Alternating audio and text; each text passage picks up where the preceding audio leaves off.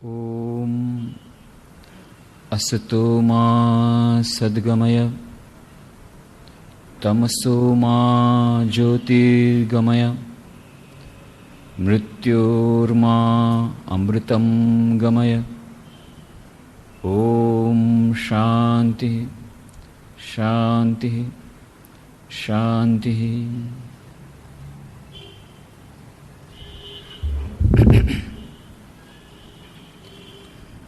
એકાગ્રતા અને ધ્યાન એ વિષય પર આપણે જે 85 ચર્ચાઓ કરી એમાં આપણે જોયું કે એકાગ્રતાનું આપણા દૈનિક જીવનમાં કેટલું મહત્ત્વ છે।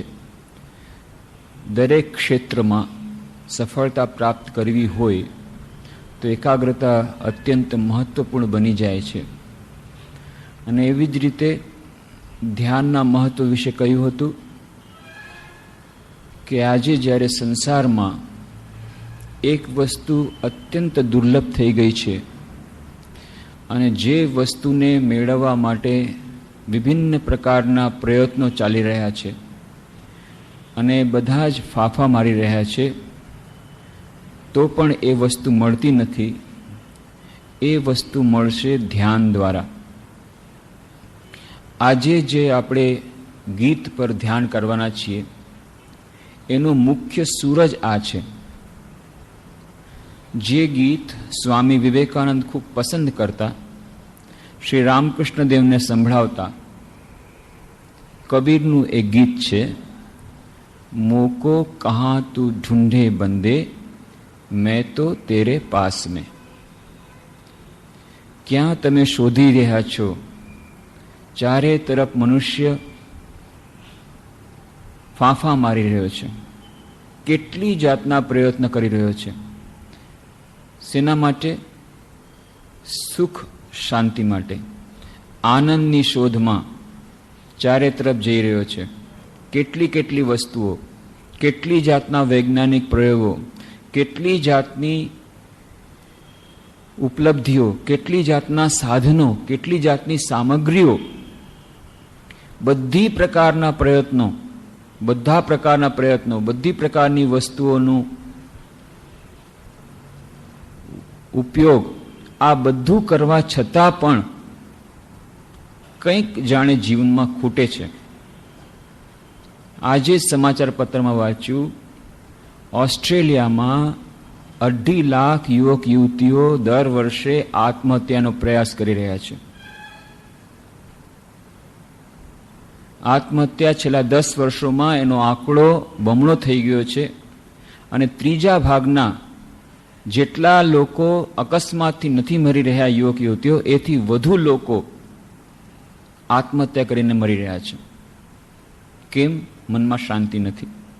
આ પહેલાં પણ આપણે જોયું, યુનેસ્કોના રિપોર્ટ પ્રમાણે 53% અમેરિકાના યુવક યુવતીઓ, 54% યુવક યુવતીઓ જાપાનના અને 55% યુવક યુવતીઓ સ્વીડનના, એ લોકો સાધારણ રીતે નથી મરતા, આત્મહત્યા કરીને મરી જાય છે।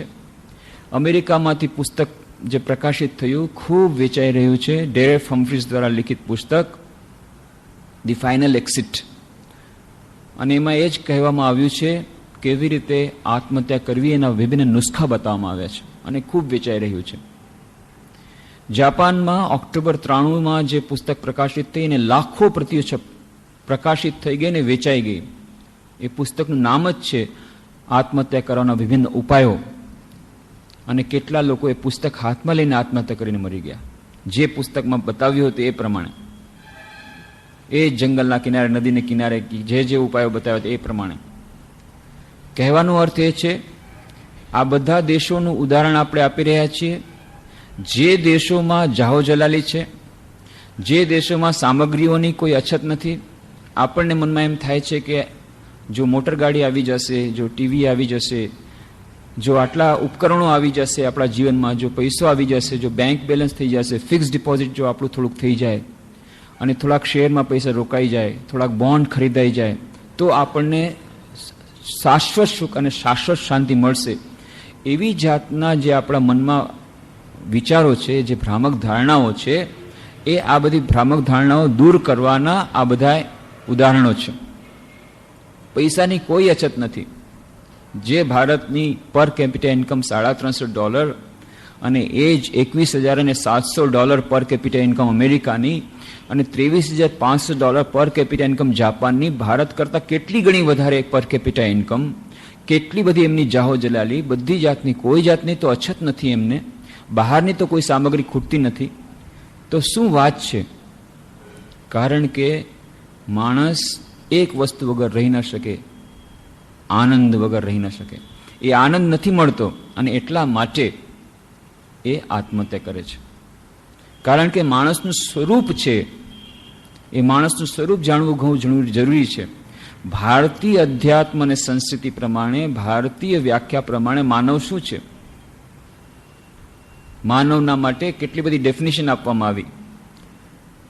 એરિસ્ટોટલ કહે છે main is a social animal. માણસ એક સામાજિક પ્રાણી છે. ન્યૂટન આવીને કહે છે નહીં, man is a tool making animal. એ તો મશીન બનાવવા વાળો માણસ છે, એ મશીન બનાવવા વાળો જાનવર છે, પણ જાનવર તો છે જ. એલ્વિન ટોફલર કહે છે no, man is an economic animal. Alvin Toffler મહાન ઇકોનોમિસ્ટ થઈ ગયા, કેટલી બધા એમના પુસ્તકો પ્રકટ થયા છે. The future shock, the third wave. મહાન ઇકોનોમિસ્ટ અને એ વિદ્વાન વિચારક આજકાલના યુગના, અને એ કહે છે ના, main is an economic animal. માણસ એક આર્થિક પ્રાણી છે, પણ પ્રાણી તો છે જ. આ પ્રાણી, આ છે પાશ્ચાત્ય વિભાવના, પણ આપણી પ્રાચ્ય વિભાવના છે. ભારતીય સંસ્કૃતિ શું કહે છે માનવ વિશે? એની માનવ વિશેની વિભાવના છે અમૃતસ્ય પુત્રા. અમૃતનું સંતાન છે માનવ. એ જાનવર નથી, એ પ્રાણી નથી, એ કોઈ ભૌતિક પદાર્થ નથી. એ ભૌતિક પદાર્થ જે બહાર દેખાય છે, એ ભૌતિક પદાર્થ behind the mind and body complex, જે કોમ્પ્લેક્સ બોડી માઇન્ડ કોમ્પ્લેક્સ, એની અંદર ભીતરમાં એક ચૈતન્ય તત્વ રહેલું છે, એક દિવ્ય તત્વ રહેલું છે, એક અમૃત તત્વ રહેલું છે. આ વિભાવના ભારતીય સંસ્કૃતિની છે અને આ ખોજ હજારો વર્ષો પહેલા આપણે ઋષિમુનિઓ કરી હતી. કેવી રીતે? આવૃત્ત ચક્ષુ અમૃતત્વમ ઇચ્છન. કઠોપનિષદમાં કહે છે પરાંજી ખાની વ્યતૃણત સ્વયંભૂ પરાંગ પશ્યતિ નાંતરાત્મન કશ્ચિત ધીર પ્રત્યગમાનમ ઐક્ષત આવૃત્ત ચક્ષુ અમૃતત્વમ ઇચ્છન.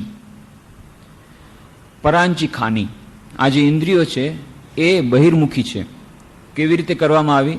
પરાંચી ખાની વ્યતૃણત સ્વયંભૂ. આ સ્વયંભૂ બ્રહ્માએ જ્યારે નિર્માણ કર્યું ત્યારે જ જાણે કે આ ઇન્દ્રિયોને બહિર્મુખી કરી છે, અને એટલા જ માટે ઇન્દ્રિયો બહાર સુખ શોધે છે, બહાર આનંદ શોધે છે, બહારની તરફ છૂટે છે.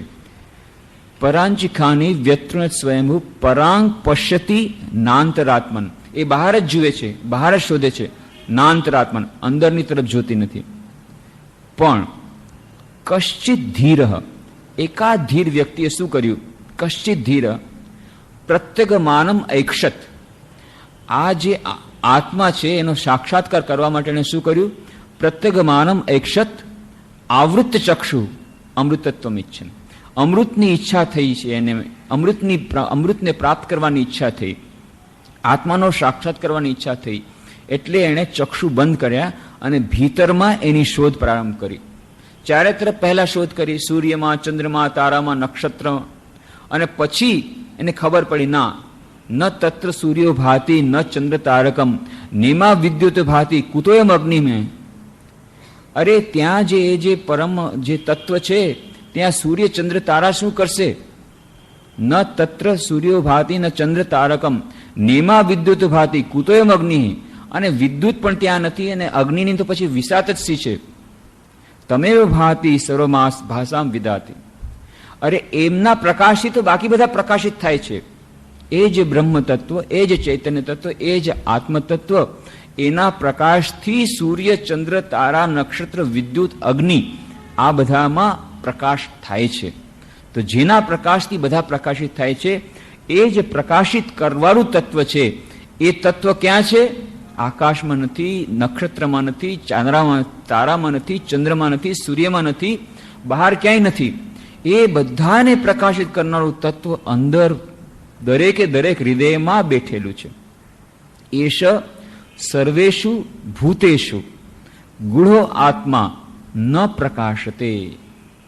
એષ સર્વેષુ ભૂતેષુ, પ્રત્યેક ભૂત, પ્રત્યેક જીવ એના હૃદયમાં, એષ સર્વેષુ ભૂતેષુ ગુઢો આત્મા, એ આત્મા ગૂઢ રીતે છુપાઈને બેઠેલો છે. ગૂઢો આત્મા ન પ્રકાશતે, એ દેખાતો નથી. જો દેખાતો નથી તો પછી એનો પુરાવો શું છે? તો પછી કેવી રીતે જાણીએ કે તમારી આ થિયોરી સાચી છે, કે આ આત્મતત્વ નામની વસ્તુ છે? એટલે જ પછીનું વાક્ય કહે છે, એષ સર્વેષુ ભૂતેષુ ગુઢો આત્મા ન પ્રકાશતે દૃશ્યતે ત્વગ્રયા બુદ્ધ્યા સૂક્ષ્મયા સૂક્ષ્મદર્શિભી. કેટલાક લોકોની જેની બુદ્ધિ ખૂબ સૂક્ષ્મ હતી, સૂક્ષ્મથી પણ અત્યંત સૂક્ષ્મ બુદ્ધિવાળા જે કેટલાક લોકો હતા, એમણે પોતે આ આત્માના દર્શન કર્યા છે. દૃશ્યતે ત્વગ્રયા બુદ્ધ્યા, એ પોતાની એકાગ્ર બુદ્ધિ દ્વારા એમણે સૂક્ષ્મથી સૂક્ષ્મ જે બુદ્ધિ હતી એના દ્વારા આત્માનો સાક્ષાત્કાર કર્યો છે. આ એનો પુરાવો છે. પ્રૂફ આ જ છે. પુરાવો શું છે? મેં એના દર્શન કર્યા છે. અને એ જે પુરાવો જે કઠોપનિષદમાં આપ્યો ઋષિમુનિઓએ, એના પછી એવું નથી કે ત્યાં ને ત્યાં બંધ થઈ ગયું. એના પછી પરિપાટી ચાલતી આવે છે, એ લોકો આવતા રહ્યા છે, એના ઉપર એક્સપેરિમેન્ટ કરતા રહ્યા છે, આત્મ સાક્ષાત્કાર કરતા રહ્યા છે અને એનો પુરાવો આપતા રહ્યા છે. ભગવાન બુદ્ધ થઈ ગયા, મહાવીર થઈ ગયા, કેટલા લોકો થઈ ગયા જેમણે પોતાના જીવનમાં આત્મ સાક્ષાત્કાર કર્યો. અને આપણા જ આ યુગમાં, વૈજ્ઞાનિક યુગમાં, જ્યારે વિજ્ઞાનનો યુગ, જ્યારે લોકો બધા અજ્ઞેયવાદી બની ગયા છે, નહીં અમે કોઈ પણ પુરાવા વગર કોઈ પણ વસ્તુને સ્વીકાર કરશું નહીં, એવી જાતની મનોભાવનાવાળા આપણે જે ભૌતિકવાદી લોકો, ફક્ત ભૌતિક પદાર્થોને જ મૂલ્ય આપવાવાળા, આપણા સૌ વતી આપણા પ્રતિનિધિ બનીને કોલેજના વિદ્યાર્થી નરેન્દ્રનાથ દત્ત શ્રી રામકૃષ્ણ પાસે જઈને ચેલેન્જ મૂકે છે, તમે બધી ભગવાનની વાત કરો છો, આત્મતત્વની વાત કરો છો, હું નથી માનતો, હું નહીં સ્વીકાર કરું. પુરાવો શું છે? તમે પોતે શું એના દર્શન કર્યા છે? દરેકે દરેક વ્યક્તિ પાસે જઈને એ જ પૂછે છે, તમે બહુ ભગવાનની વાત કરો છો, બહુ આત્માની વાત કરો છો, એ બધું મારી પાસે નહીં ચાલે. પુરાવો તમે પોતે જોયું છે? કોઈ પણ મહાપુરુષ આવે બધા પાસે નરેન્દ્રનાથજીને એ જ પૂછે છે, વોટ ઇઝ ધ પ્રૂફ? શું પુરાવો છે? કોઈ જવાબ નથી આપી શકતું અને ખૂબ બેચેન બને છે સત્યના સાક્ષાત્કાર માટે. રવિન્દ્રનાથ ટેગોરના પિતાશ્રી દેવેન્દ્રનાથ ટેગોર ત્યાં ગંગામાં નૌકામાં રહેતા, તપસ્યામાં લીન.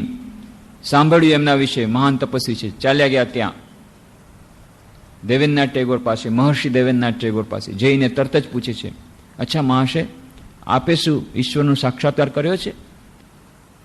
દેવેન્દ્રનાથ ટેગોર થોડી વાર જુએ છે અને પછી કહે છે, બેટા તારી આંખો તો યોગીના જેવી છે. નરેન્દ્રનાથ કપાળ ફૂટે છે, હું શું પ્રશ્ન પૂછું, શું જવાબ આપે છે? એટલે કોઈ જવાબ નથી આપી શકતું. અરે મારી પ્રશંસા કરવાથી મને શું વળવાનું હતું? એનાથી મને કઈ સંતોષ થવાનો છે? અચ્છા બેટા તારી આંખો યોગીના જેવી છે, મારે એનાથી શું? પણ તમે ઈશ્વરનો સાક્ષાત્કાર કર્યો છે? કોઈ જવાબ નહીં.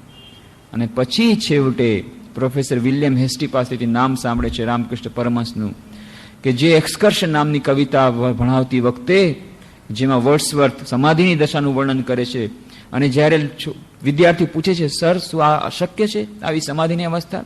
અને ત્યારે પ્રોફેસર વિલિયમ હેસ્ટી કહે છે, હા એ અતિચેતન અવસ્થા શક્ય છે, સમાધિની અવસ્થા શક્ય છે. એટલું જ નહીં, આજે પણ પૃથ્વીમાં એક વ્યક્તિ એવી છે કે જેને આ સમાધિની અવસ્થા થાય છે. કલકત્તામાં જ છે, ગંગાને પેલે પાર દક્ષિણેશ્વરમાં એ રહે છે. તમે ચાહો તો તમે એમના દર્શન કરી શકો છો. અને પછી નરેન્દ્રનાથ આવે છે અને ત્યાં જઈને સૌથી પહેલો જ પ્રશ્ન, તમે પોતે શું ઈશ્વરના દર્શન કર્યા છે, આત્માના દર્શન કર્યા છે? અને ત્યારે પહેલી વાર એમને સંતોષજનક ઉત્તર મળે છે કે હા બેટા, મેં ઈશ્વરના દર્શન કર્યા છે. એટલું જ નહીં, જેમ હું તને જોઉં છું એથી વધુ પ્રત્યક્ષ રૂપે એના દર્શન કરું છું. એટલું જ નહીં, તું ચાહે તો તને પણ તેના દર્શન કરાવી શકું છું. અને ત્યારે પહેલી વાર આવો સંતોષજનક જવાબ મળ્યો. પણ તારે પ્રયોગશાળામાં આવીને પ્રયોગ કરવો પડે, સાધનારૂપી પ્રયોગશાળામાં આવવું પડે. નરેન્દ્રનાથ સાધનારૂપી પ્રયોગશાળામાં જાય છે, એમને પણ નિર્વિકલ્પ સમાધિના દર્શન થાય છે, ઈશ્વરની પ્રાપ્તિ થાય છે. આપણા આ યુગમાં જળવાદી સભ્યતાના યુગમાં આ જે મટીરિયલિસ્ટિક આપણી સિવિલાઇઝેશન કે જેમાં આપણે ફક્ત બાહ્ય ભૌતિક પદાર્થોમાં જ વિશ્વાસ કરીએ છીએ, એ સિવાયની કોઈ વસ્તુ પર વિશ્વાસ કરી શકતા નથી, આપણું એવું મન થઈ ગયું છે. એટલા માટે આજના આપણા યુગમાં ફરીવાર આ વેરિફિકેશન, જે વાત કઠોપનિષદમાં કહી હતી, કશ્ચિત ધીરા પ્રત્યગમાનમ ઐક્ષત આવૃત ચક્ષુ અમૃતત્વમ ઇચ્છન દૃશ્યતે ત્વગ્રયા બુદ્ધ્યા સૂક્ષ્મયા સૂક્ષ્મદર્શિભિ, એ વાતને ફરી પુરવાર કરી રામકૃષ્ણદેવ અને સ્વામી વિવેકાનંદ પાછા પોતાના જીવનમાં પુરવાર કરે છે. અને મહત્વની વાત શ્રી રામકૃષ્ણ કહે છે, જેમ તને જોઉં છું એથી વધુ પ્રત્યક્ષ રૂપેના દર્શન કરું છું. આશ્ચર્યની વાત. તને જોઉં છું, આ છે ડાયરેક્ટ પરસેપ્શન. એના કરતા વધુ પ્રત્યક્ષ કેવી રીતે થઈ શકે? હું સામે સામે તને જોઉં છું, એના કરતા વધુ પ્રત્યક્ષ. પણ એનું કારણ છે, એનું કારણ એ છે કે જ્યારે હું કોઈ વ્યક્તિને સામે સામે જોઉં છું, એ ડાયરેક્ટ પરસેપ્શન છે, પણ ડાયરેક્ટ પૂરો અર્થમાં નથી. પ્રત્યક્ષ આપણે દર્શન થયા ને, પણ પ્રત્યક્ષ દર્શનમાં પણ એમાં થોડી વાત છે. મારી આંખોએ આ સામેની વ્યક્તિને જોઈ, એ વ્યક્તિનું પ્રતિબિંબ મારી આંખમાં પડ્યું, એ પ્રતિબિંબે પછી જ્ઞાન તંતુઓને ખબર આપ્યા, એ જ્ઞાન તંતુએ સેન્ટ્રલ નર્વસ સિસ્ટમને ખબર આપ્યા કે આ વ્યક્તિ આમ છે. અને એનું પછી પહેલાનું જે નોલેજ છે એની સાથે વેરિફિકેશન થયું, અને પછી થયું હા આ જ વ્યક્તિ છે. આ આખી પ્રોસેસમાં કેટલી બધી ઇનડાયરેક્ટ પ્રોસેસ છે. પણ જ્યારે આત્માનો સાક્ષાત્કાર થાય છે ત્યારે આ બધી પ્રોસેસની જરૂર નથી. કેમ?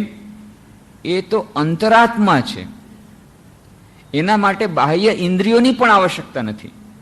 ડાયરેક્ટ પરસેપ્શનમાં ઇન્દ્રિયોની આવશ્યકતા છે. જો મારી પાસે આંખ નહીં હોય તો હું સામેની વ્યક્તિને જોઈ નહીં શકું. પણ એ આંખોની તો આવશ્યકતા છે, ઇન્દ્રિયોની આવશ્યકતા છે. આત્માના સાક્ષાત્કાર માટે ઇન્દ્રિયોની પણ આવશ્યકતા નથી, એનાથી પણ વધુ સાક્ષાત્કાર. અને એટલા માટે શંકરાચાર્ય, આદિશંકરાચાર્ય એમ નથી કહેતા પ્રત્યક્ષાનુભૂતિ, નહીં, પ્રત્યક્ષાનુભૂતિ નથી કહેતા કે જે ઈશ્વરનો સાક્ષાત્કાર થયો, આત્માનો સાક્ષાત્કાર થયો, આત્માનું જ્ઞાન થયું તો પ્રત્યક્ષ અનુભૂતિ થઈ નહીં. શું વાત કરી? અપરોક્ષાનુભૂતિ એનું નામ આપ્યું. પરોક્ષ એટલે ઇનડાયરેક્ટ, પ્રત્યક્ષ ડાયરેક્ટ. પણ આ તો ડાયરેક્ટ અને ઇનડાયરેક્ટ થી પણ આગળની વાત છે, એટલે કે અપરોક્ષાનુભૂતિ એનું નામ આપ્યું આત્મ સાક્ષાત્કાર માટે, અપરોક્ષાનુભૂતિ. તો એ અપરોક્ષાનુભૂતિની વાત એ શ્રી રામકૃષ્ણદેવ આપણા યુગમાં ફરી પાછું વેરીફાઈ કરીને ગયા, એ પ્રૂફ આપીને ગયા કે હા, જે ઉપનિષદની વાત હતી, વેદાંતની વાત હતી કે દરેક વ્યક્તિમાં આ ઈશ્વર આત્મતત્વ રહેલો છે. ગીતામાં કહ્યું છે જેમ ઈશ્વર સર્વભૂતાનામ હૃદ્દેશે અર્જુન તિષ્ઠતિ ભ્રામયાન સર્વભૂતાની યંત્રારૂઢાની માયા. તો એ ઈશ્વર અંદર બેઠેલો છે, એ આત્મા છે. અને એનો સ્વભાવ કેવો છે? એ કેવી જાતનો છે? તો કહે છે અવાંગ મનસ ગોચરમ. આ બ્રહ્મ અથવા આત્મતત્વ અવાંગ મનસ ગોચરમ. વાક્ય, મન, વાણી, આજે અવાંગ મનસ ગોચરમ, વાણી અને મન એથી પરેની વાત છે. જે વસ્તુ વાણીથી પરે છે એને વાણી દ્વારા કેવી રીતે વ્યક્ત કરશો? એને વાણી દ્વારા કેવી રીતે સમજાવી શકાય? જે મનથી પરે છે એને મન દ્વારા કેવી રીતે સમજી શકાય? એટલા માટે શ્રી રામકૃષ્ણદેવ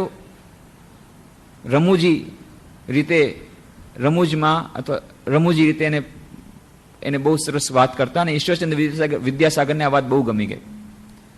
વાતચીતના પ્રસંગમાં કહે છે કે બ્રહ્મ શું છે જરા બતાવશો? તો શ્રી રામકૃષ્ણ કે જુઓ, આ સંસારમાં જેટલી વસ્તુઓ છે એ બધી એઠી થઈ ગઈ છે. એક વસ્તુ એઠી નથી, એક જ વસ્તુ, અને એ છે બ્રહ્મ. એઠી થઈ ગઈ એટલે મોઢામાં આપણે કંઈ નાખીએ એને કહેવાય એઠી થઈ ગઈ.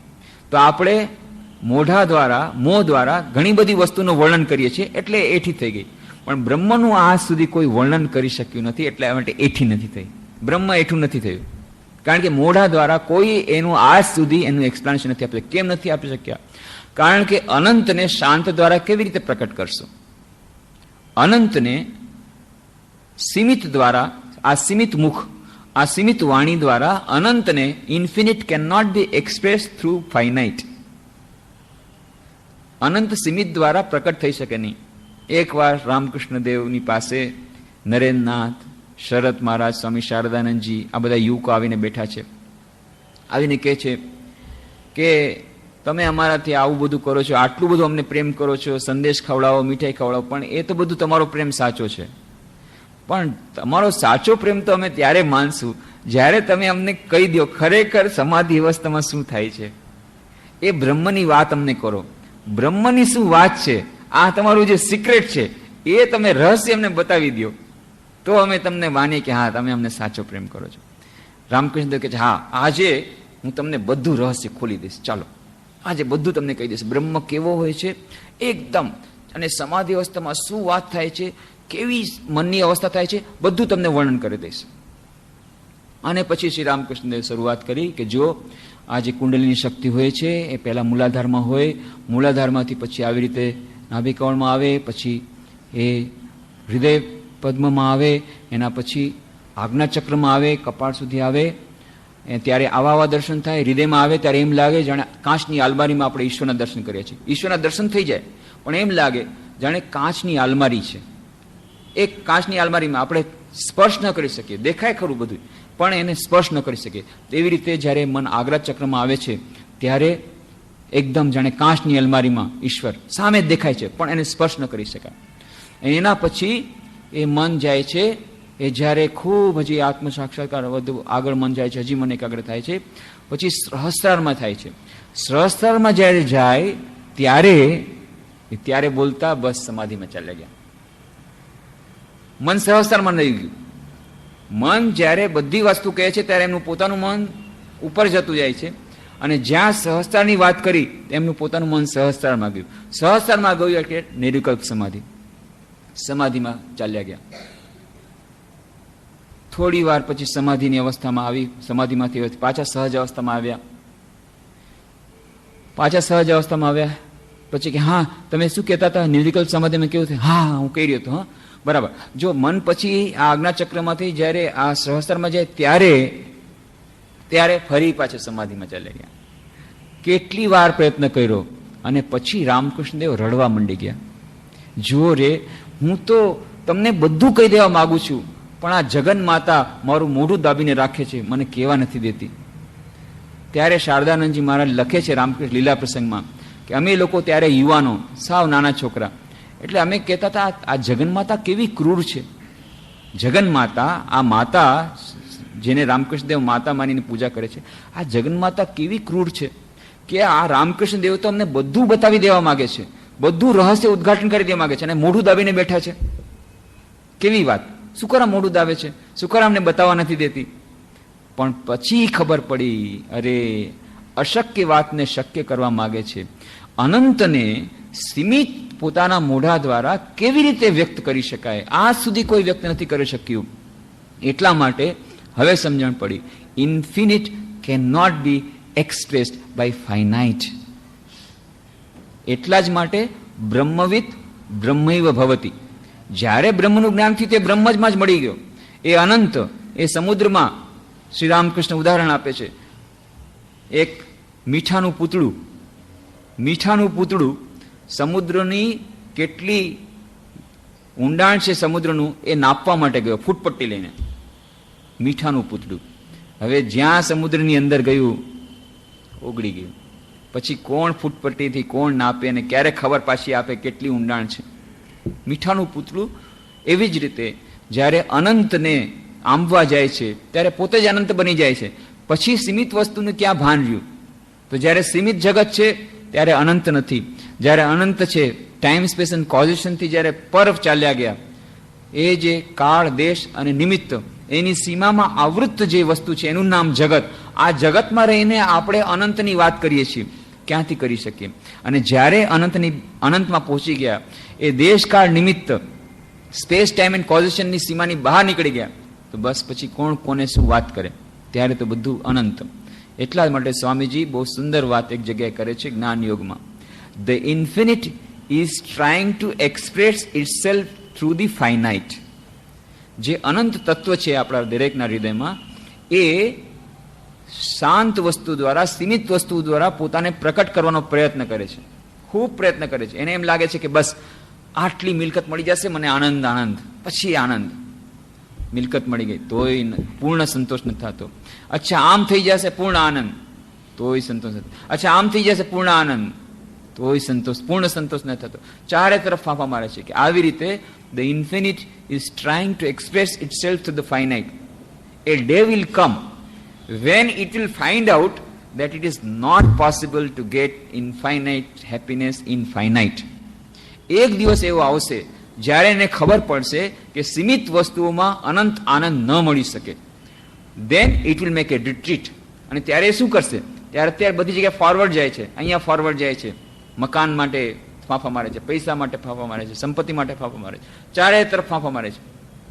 પછી જ્યારે ખબર પડી જશે કે સીમિત વસ્તુઓમાં અનંત આનંદ ન મળી શકે, અને જ્યાં સુધી અનંત આનંદ નહીં મળે ત્યાં સુધી મને પૂર્ણ સુખ, પૂર્ણ શાંતિ નહીં મળે, એટલા માટે શું કરશે? It will make A retreat. This is called વૈરાગ્ય. આનું નામ વૈરાગ્ય છે. આનું જ નામ વૈરાગ્ય એટલે બીજું કાંઈ નહીં. એ જે રિટ્રીટ કે જ્યારે એ માણસને સમજાઈ ગયું કે સીમિત વસ્તુઓમાં શાશ્વત સુખ, શાશ્વત શાંતિની પ્રાપ્તિની આકાંક્ષા એ ભૂલ ભરેલી છે, આ ફર્સ્ટ જ્યારે મનમાં આવ્યું ત્યારે વૈરાગ્યનો પ્રારંભ થયો. ત્યાં સુધી અનંત સુખ, શાશ્વત સુખ, શાશ્વત શાંતિ, પૂર્ણ જ્ઞાન, પૂર્ણ શાંતિ, પૂર્ણ આનંદ અપૂર્ણ વસ્તુઓમાં, અનંત સુખ સીમિત વસ્તુઓમાં મળવું અશક્ય છે. આ જ્યારે વસ્તુ મનમાં સમજાઈ ગઈ ત્યારે ઇટ મેક્સ એ રિટ્રીટ, અને આનું જ નામ વૈરાગ્ય. આ બહુ સુંદર રીતે શ્રી સ્વામી વિવેકાનંદ જ્ઞાનયોગમાં સમજાવે છે. તો એટલા જ માટે કહેવામાં આવ્યું કે જો શાશ્વત સુખ, શાશ્વત શાંતિ જોતી હોય તો અંદર ડૂબકી લગાડવી પડશે, ધ્યાનનો થોડો અભ્યાસ કરવો પડશે.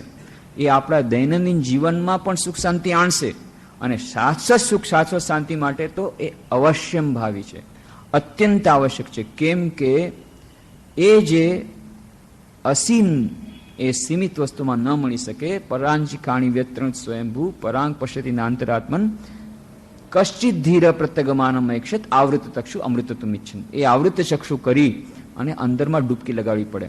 એટલા માટે બહુ સુંદર ભજન શ્રી રામકૃષ્ણ દેવે ગાતા, ડૂબ દે રે મન કાલી બોલે. બહુ સુંદર ભજન છે. અને જે આજે આપણે જે કબીરના ભજન પર જે ધ્યાન કરવાના છીએ એના એ જ પ્રકારની ભાવના એમાં રહેલી છે. ડૂબ દે રે મન કાલી બોલે, હૃદય રત્નાકરે અગાધ ચલે. હૃદય રત્નાકરમાં, હૃદયરૂપી સમુદ્રમાં ઘણા બધા એ રત્નો પડેલા છે, એમાં તમે ડૂબકી લગાવો. સાધક પોતાના મનને કહે છે ડૂબ દે રે મન કાલી મને, હે મન કાલી ભગવાનનું નામ લઈ અને ડૂબકી લગાવો. ક્યાં? હૃદયમાં, હૃદયના સાગરમાં. રત્નાકરનો એ શૂન્ય કખોન ડૂચા ડૂબે ધન ના પેલે.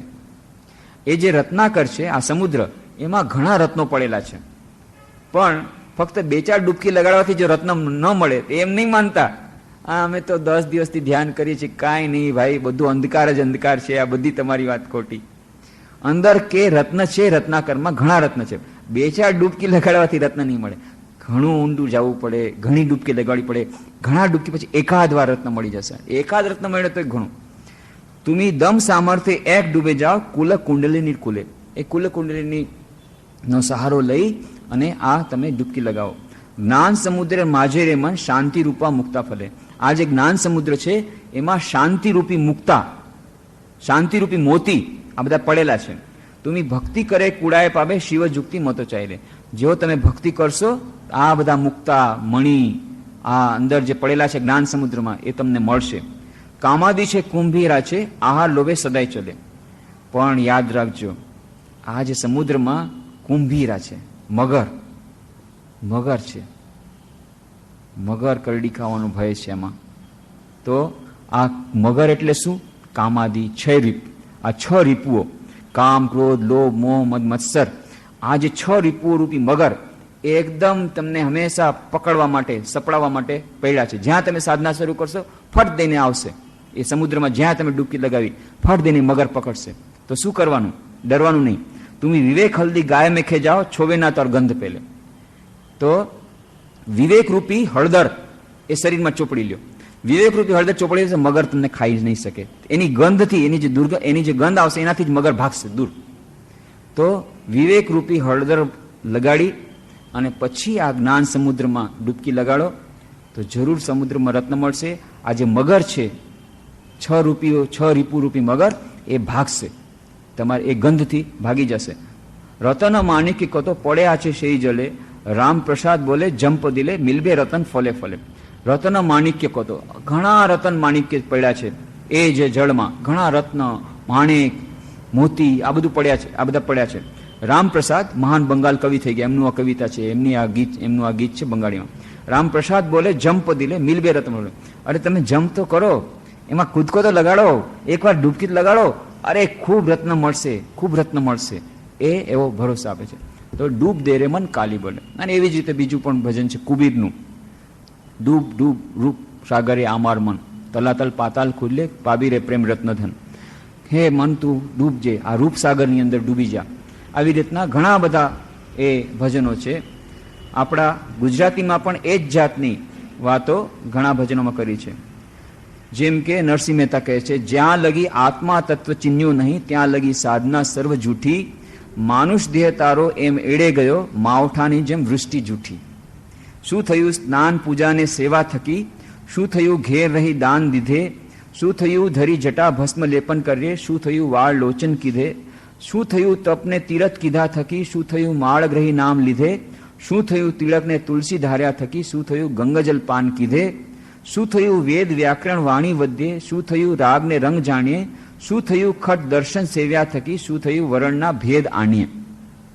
એ છે પરપંચ સૌ પેટ ભરવા તણા, આત્મા રામ પરિબ્રહ્મ ન જોયો, ભણે નરસૈયો કે તત્વ દર્શન વિના, રત્ન ચિંતામણી જન્મ ખોયો.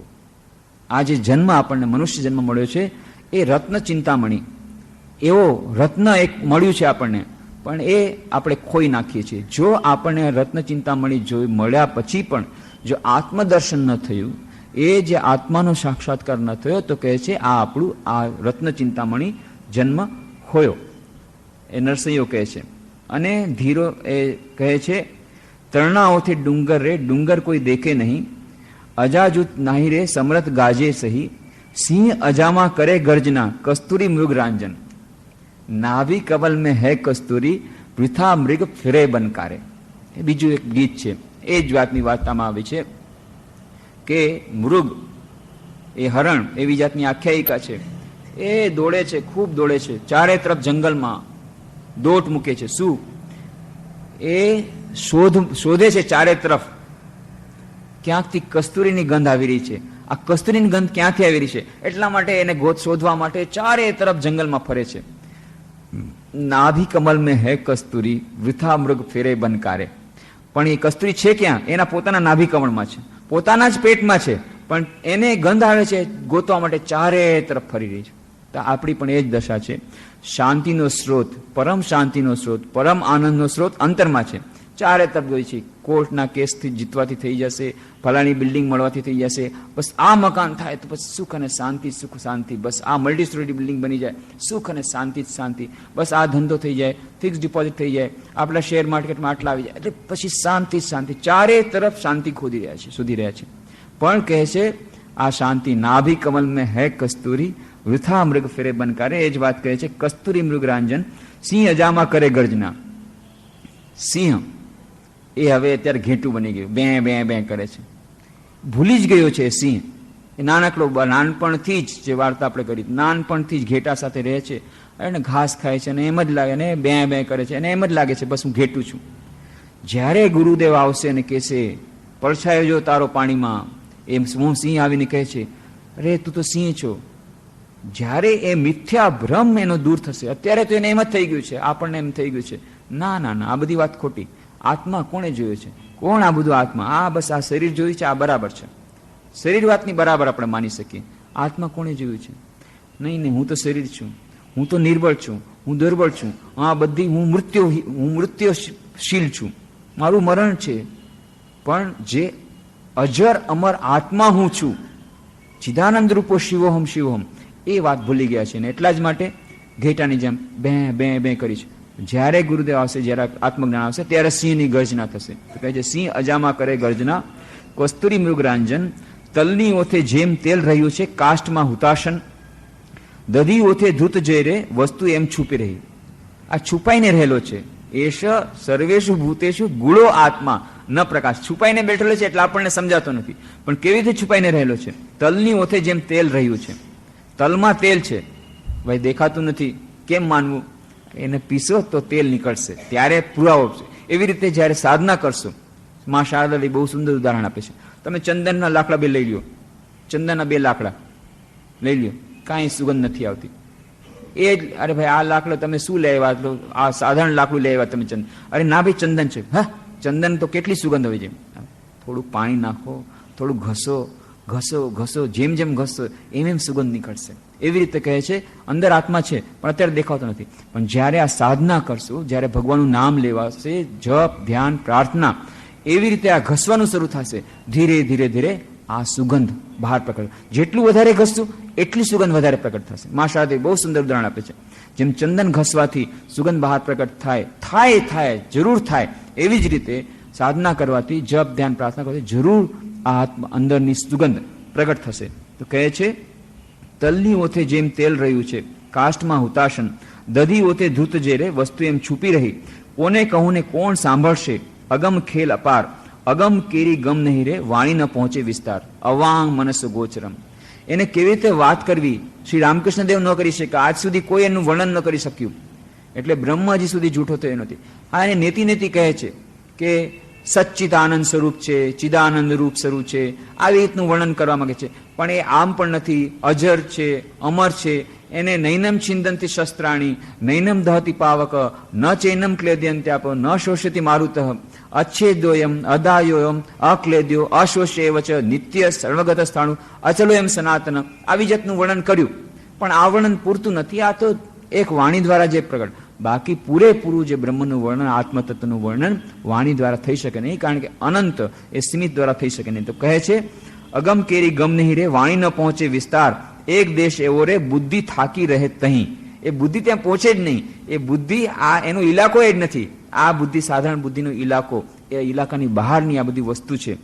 મન પવનની ગતિ ન પહોંચે, છે અવિનાશી અખંડ, રહ્યો સચરાચર ભયો બ્રહ્મપુરણ, તેણે રચ્યા બ્રહ્માંડ, ઠાણ લહી જો ઠાલો રે, એક અણુ માત્ર કહી, સદગુરુજીએ કૃપા કરી ત્યારે આપ થયા રે પ્રકાશ, શાશા દોડી સાધન સાધે, પોતે પોતાની પાસ, દાસ ધીરો કહે છે રે, જ્યાં જો ત્યાં તું હી, જો કુછ હૈ સો તું હી હૈ. એ પછી છેલ્લે જ્યારે આત્મતત્વ ચિનાઈ ગયો, આત્મદર્શન થઈ ગયા, પછી ખબર પડી ઓહો દરેક જગ્યાએ તું હી તું જ છે. તુજસે હમને દિલ કો લગાયા, જો કુછ હૈ સો તું હી હૈ, એક તુજકો અપના પાયા, જો કુછ હૈ સો તું હી. પછી એ જાતની એ અનુભૂતિ પોતાની મેળે આવી ગઈ. પણ એ અનુભૂતિની પહેલા આત્મદર્શન, કે પોતાની અંદર જે ડૂબકી લગાડવાની. અને એટલા જ માટે કબીરનું ગીત છે, મોકો કહાં તું ઢૂંઢે બંદે, મેં તો તેરે પાસ. ક્યાં ચારે તરફ ફાંફા મારે છે ભાઈ શાંતિ મેળવવા માટે? મેડિકલ સ્ટોરમાં નહીં મળે. રોબર્ટ ધી રોબ, બહુ સુંદર મહાન વૈજ્ઞાનિક, એમણે પુસ્તક લખ્યું માઇન્ડ એન્ડ મેડિસિન. એને એમાં બહુ સુંદર વાત લખે છે, you can not purchase a packet of peace of mind by any amount of money from a medical store. Medical સ્ટોરમાંથી તમને બધું મળી જશે, એન્ટીબાયોટિક મળશે, ઇન્જેક્શન મળશે, બધું મળશે. પણ મેડિકલ સ્ટોરમાં તમે જઈને કહેશો કે ભાઈ આ 500 રૂપિયા આપું છું, મને શાંતિનું નાનકડું પેકેટ આપો, વેચાતું નહીં મળે. મેડિકલ સ્ટોરમાં વેચાતું નથી મળતું, ક્યાંય વેચાતું નથી મળતું શાંતિનું પેકેટ. તો મોકો કહાં તું ઢૂંઢે બંદે, મેં તો તેરે પાસ. અરે હું તો તારી શાંતિનો જે સ્ત્રોત છે તારી અંદર ભીતરમાં જ રહેલો છું. ક્યાં બહાર મેડિકલ સ્ટોરમાં ગોતે છે, ટ્રેન્કલાઇઝરમાં ગોતે છે, ડ્રગ્સમાં ગોતે છે. પેલા જોયું ટોબેકો ખાધી, તમાકુ ખાધી, હવે એમાંય મજા નથી. અચ્છા અફીમ ખાધી, એમાં હવે મજા નથી. અચ્છા હવે હિરોઈન ખાધી, એમાં મજા નથી. અચ્છા ઇન્જેક્શન આપો, હવે ઇન્જેક્શન લીધું તોય મજા નથી આવતી, સુખ શાંતિ નથી. અચ્છા આત્મહત્યા કરી લો. ડ્રગ લીધા પછી આત્મહત્યા. પછી શું થાય? નથી શાંતિ, ત્યાં નથી. ડ્રગમાં સુખ શાંતિ નથી, મળશે ક્યાંથી સુખ શાંતિ? મોકો કહાં તું ઢૂંઢે બંદે, મેં તો તેરે પાસ में નહીં રહું મેં ઝગડી બિગડી મેં, ના છુરી ગઢાસ મેં. કેટલી જગ્યાએ મર્ડર થઈ રહ્યા છે, કેટલી જગ્યાએ કોર્ટમાં કેસ ચાલી રહ્યા છે. બધા એમ છે બસ આ કોર્ટનો કેસ જીતી ગયા એટલે સુખ શાંતિ મળી જશે, આ કોર્ટનો કેસ જીતી ગયા એટલે જીતી ગયા, જગ જીતી ગયા.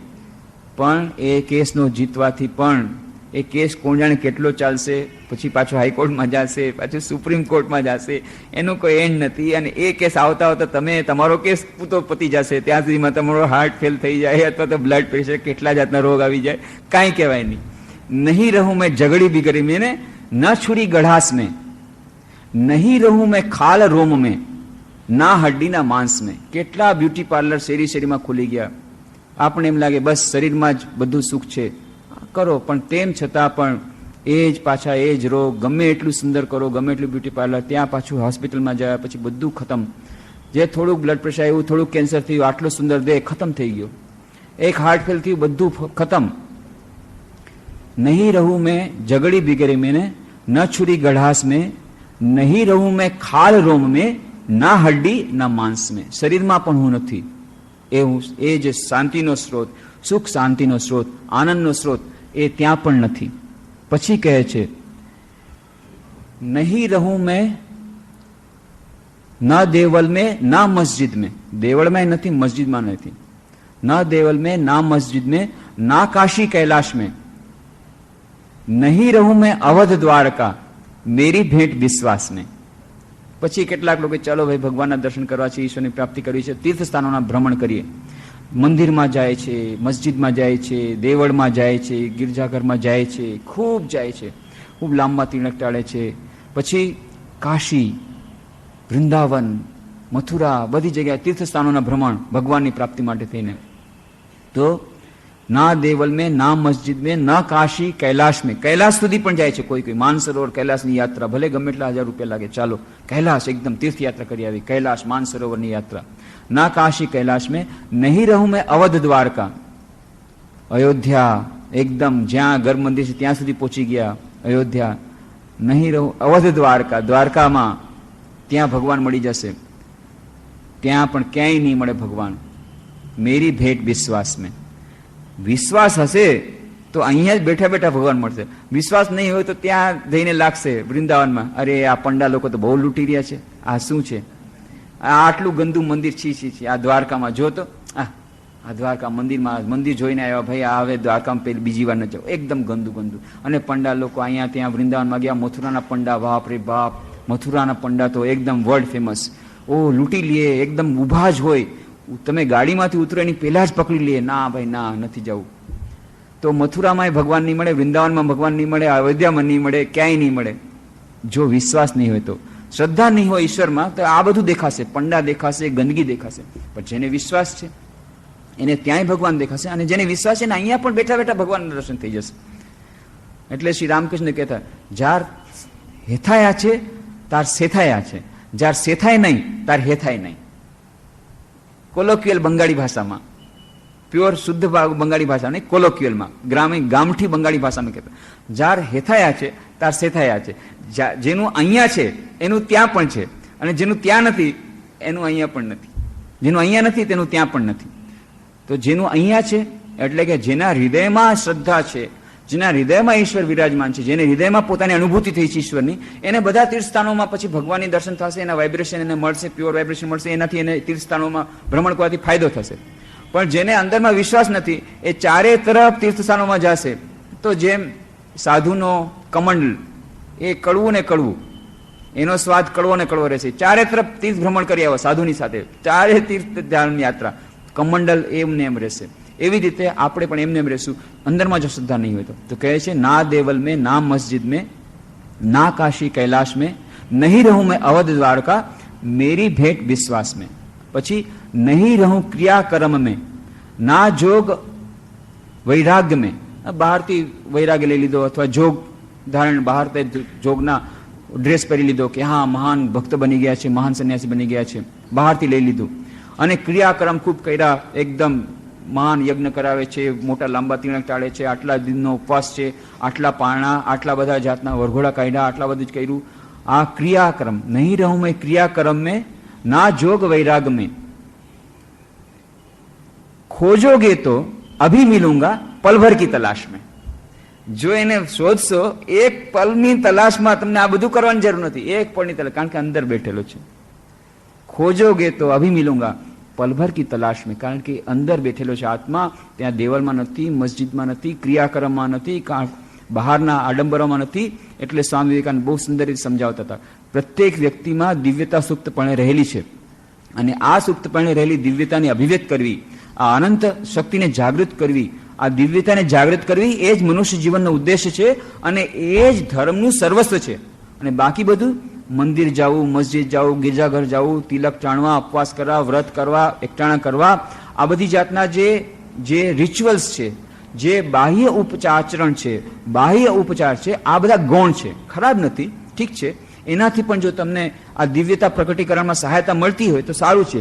પણ ફક્ત ક્રિયાકર્મ દ્વારા એ જો અંદરમાં એ દિવ્યતાને પ્રગટ કરવાનો સાથે સાથે પ્રયત્ન નહીં હોય, ઈશ્વરની પ્રત્યે ભક્તિ નહીં હોય, એ જ્ઞાન, એ વિવેક, વૈરાગ્ય એ બધું નહીં હોય, તો પછી એ ક્રિયાકર્મ એમને રહી જશે. એને હજારો જન્મો સુધી, હજારો વર્ષો સુધી તમે મંદિરમાં જાઓ, એ મંદિરમાં જઈને પછી 1 સેકન્ડ સુધી લાલાજીના દર્શન કર્યા અને પછી જો 1.5 કલાક એ જ ચોવટ કે આનું શું થી, ફલાણીનું શું થયું, આનું કેમ તૂટી ગયું, તો પછી એનો કોઈ મતલબ નથી. દરરોજ જાય છે, દરરોજ હવેલી જાય છે, પણ મન ક્યાં છે?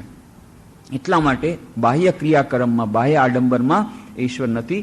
એ અંદરથી જે થાય તો જ એમાં થાય. એટલે જ કહે છે, શહર સે બહાર ડેરા હમારા, કુટિયા મેરી મવાસ में, कहत कबीर सुनो भाई साधो, सब संतन के साथ में, मोह को कहाँ તું ઢૂંઢે બંદે, मैं तो तेरे पास में, હું તારી પાસે જ છું. એના ઉપર આપણે ધ્યાન કરી અને આજની ચર્ચા સમાપ્ત.